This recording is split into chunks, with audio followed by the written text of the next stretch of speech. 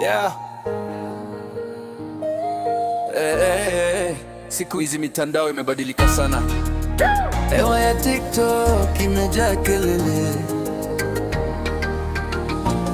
Nilifungua simu yangu nikacheki TikTok, badala ya furaha naona drama non-stop. Wengine walikuja kutafuta umaarufu, lakini wakasahau heshima na utu. Majina yanasikika kila kona ya mtaa, kila mtu anashanga kinachoendelea. Badala ya mfano kwa vijana wa kesho, wameacha gumzo tu kwenye mitandao. Hewa ya TikTok imechafuka leo, drama kila kona, kila mtu anajua. Heshima ilipotea kwa ajili ya view, lakini ukweli utabaki kujulikana tu.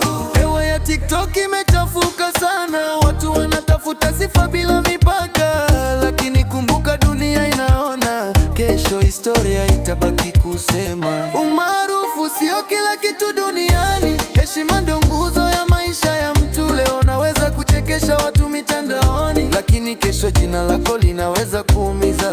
Vijana wanatazama, wanajifunza tabia, wanahitaji mfano, sio drama za kila saa. Badala ya kuvunja maadili ya jamii, tujenge majina yetu kwa kazi na heshima.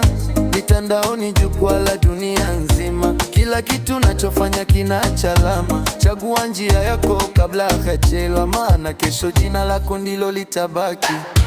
Hewa ya TikTok imechafuka leo, kama kila kona, kila mtu anajua. Heshima ilipotea kwa ajili ya view, lakini ukweli utabaki kujulikana tu. Hewa ya TikTok imechafuka sana, watu wanatafuta sifa bila mipaka.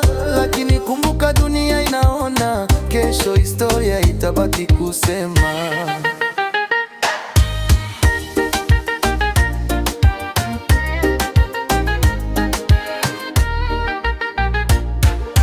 Hewa ya TikTok imechafuka leo, kama kila kona, kila mtu anajua. Heshima ilipotea kwa ajili ya view, lakini ukweli utabaki kujulikana tu. Hewa ya TikTok imechafuka sana, watu wanatafuta sifa bila mipaka. Lakini kumbuka, dunia inaona, kesho historia itabaki kusema.